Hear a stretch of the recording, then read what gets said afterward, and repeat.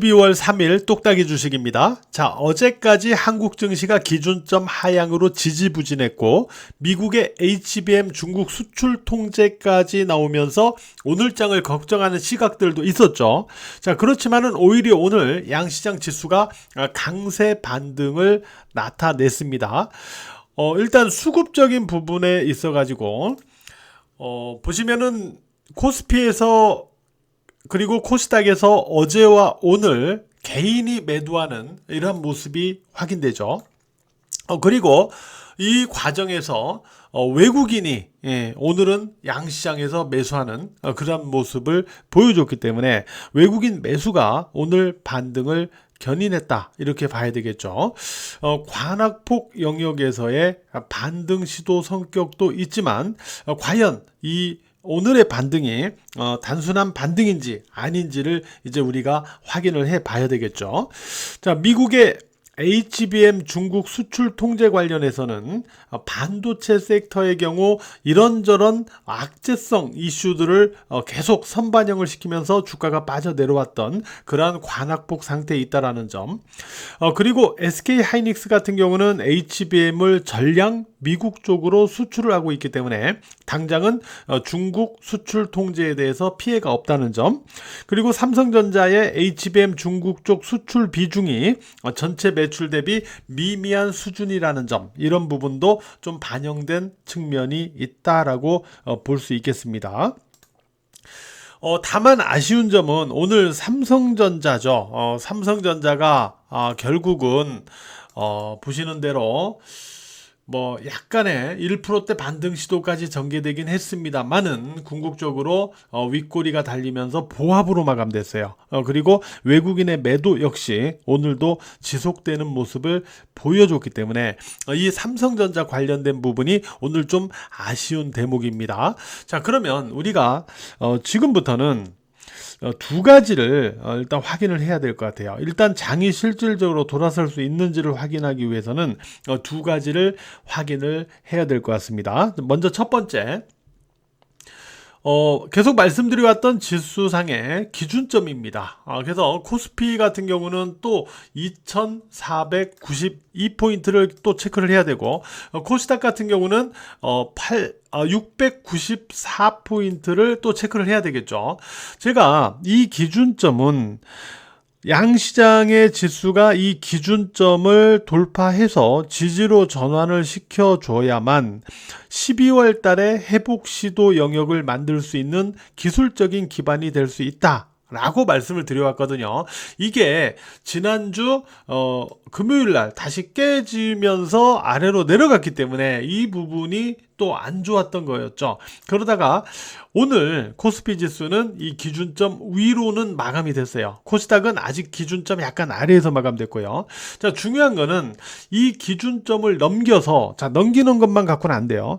넘겨서 지지로 전환을 양 시장이 모두 해줘야 됩니다. 그리고 그러니까 넘기는 것 갖고 안 되고 넘겨서 지지로 전환을 해줘야 되고, 또 한 시장만 이렇게 돼 갖고는 안 되고 코스피와 코스닥 시장이 모두 그런 모습을 보여줘야 됩니다. 그래서 양 시장이 모두 기준점 돌파해서 지지로 전환시켜주는 모습이 나타나야 남은 12월 구간 동안에 어느 정도 회복 국면으로 전개될 수 있는 기술적 기반을 확보할 수 있다는 점, 이 부분을 첫 번째로 체크를 해야 되고, 두 번째는 무엇을 확인해야 되냐면, 자, 삼성전자가 오늘 결국 보합으로 마감을 했잖아요. 그죠? 보합으로 마감했잖아요. 그러면 그동안은 삼성전자가 이와 같이 빠져 내려오면서 장이 같이 동반해서 지지부진했었단 말이에요. 근데 삼성전자가 오늘 보합으로 마감했는데 이런 이오테크닉스나 또 유진테크, 주성엔지니어링, 이와 같은 관악폭의 중소형 종목들 자체는 오늘 그래도 상승으로 이렇게 마감을 했거든요. 양호한 상승으로 마감을 했거든요. 자, 그러면 우리가 두 번째로 체크해야 되는 부분은 뭐냐면, 삼성전자가 일단 첫 번째, 오늘 저점, 어제 방송에서 말씀드렸는데 오늘 저점이죠. 그러니까 53,100원입니다. 53,100원. 여기를 지지점으로 해서 반등으로 회복을 만들 수 있는지. 자, 만약에 오늘 저점인 53,100원을 후속으름에서 깬다 라면은 삼성전자 자체는 아직은 약세 지속 구간이 됩니다. 근데 이 삼성전자의 약세 지속 구간에서도 다른 오늘 반도체 중소형 반도체는 올랐듯이 삼성전자를 왕따 시키면서 지수가 오를 수 있는지를 살펴보자는 거예요. 이게 두 번째 체크점입니다. 알았죠? 그래서 우리가 지금까지는 삼성전자가 올라야만 지수가 살아날 수 있다 라는 전제 조건을 갖고 체크를 했다면, 지금은 삼성전자가 오르지 못해도 지수가 오를 수 있는지를 체크해야 된다. 오늘처럼 말이죠. 이 부분을 두 번째로 우리가 확인하자라고 말씀드립니다. 그래서 일단은 두 가지 기준점과 바로 이 삼성전자와 연동되지 않는 흐름이 가능한지 요거를 우리가 확인하자라고 말씀을 드리도록 할게요. 이게 12월장이 회복으로 과연 갈 수 있는지를 체크하는 1차적인 체크점이 될 것으로 보입니다. 자, 그리고 보면은 그 최근에 ETF 자금 자체는요, 2차 전지와 바이오 사이를 왔다 갔다 하는 부분이 있어요.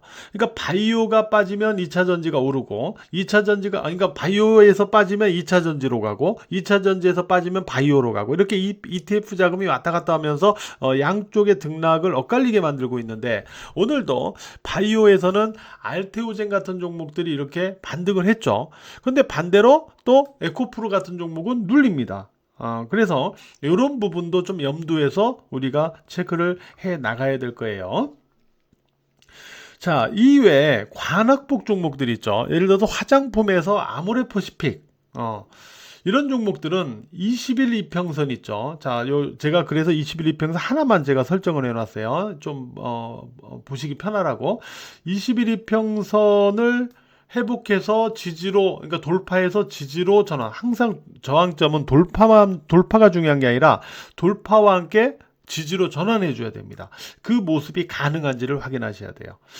또 반도체도 마찬가지예요. 자, 이오테크닉스, 그 다음에 주성엔지니어링, 유진테크, 이런 관악복 종목들도 모두 주가가 후속 구름에서 21 이평선을 돌파해서 지지로 전환시킬 수 있는지를 확인을 하자라고 말씀을 드리고 있고, 바이오도 알테오젠 같은 종목들 역시 추가 반등해서 과연 21 이평선을 돌파할 수 있을지. 물론 이 바이오주들은 리가켄바이오나 알테오젠 이런 종목들은요, 주가가 21 이평선 쪽에 가면 여기서 아마 또 공방이 있을 거예요. 매물 공방이 좀 있을 겁니다. 우하향으로 꺾어져 내려오고 있기 때문에 일단 매물 공방은 있을 거예요. 이 상황을 딛고 과연 흐름을 다시 살려나갈 수 있는지 요걸 확인하자라는 거예요.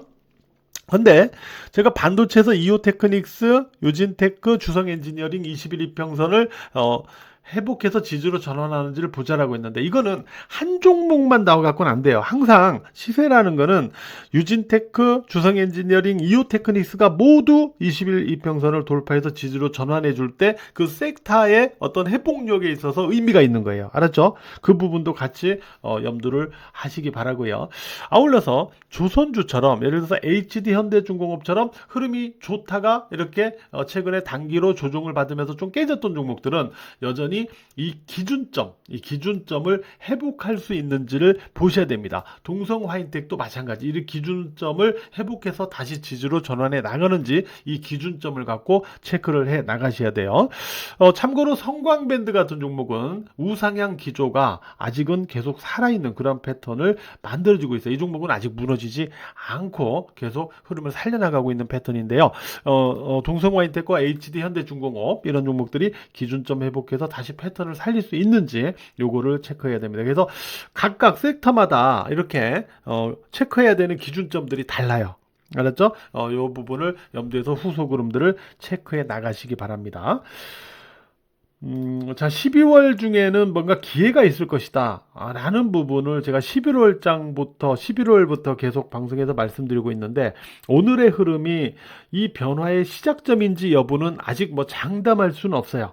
그러나 그랬으면 좋겠다 라는 마음입니다. 자, 오늘도 매매하시느라고 모두 고생 많으셨어요.